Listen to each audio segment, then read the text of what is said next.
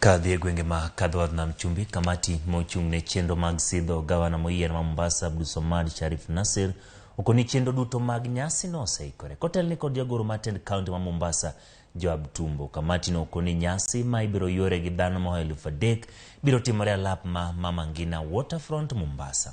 Jogo mochung' ne arita kotelni kod komishona mar kaunti ma Mombasa John Otieno okoni giseko chenro duto maneno ni nyasi no itayo maonge rochruok mag arita.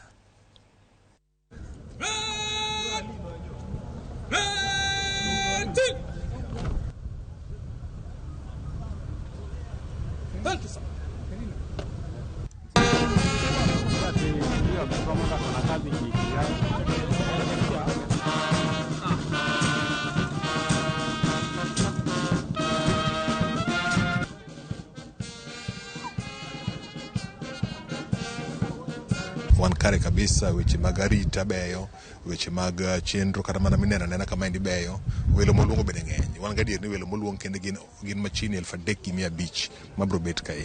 Koro Mombasa en kama ber, en kama oganda duto nitie. Wan gadier ni chieng' no wan abed gi nyasi maduong' kabisa. Security arrangements are in place and Mombasa will continue being secure.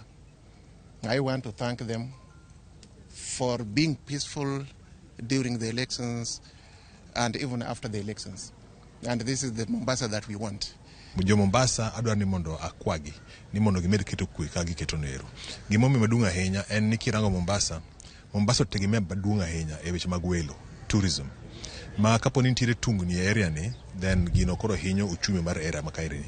Koro kwe magisekro no ber, enana ni koro med jiwo mondo gimed keto kwe gi hera mosebete e kind oganda mopogore opogore modak e town kae.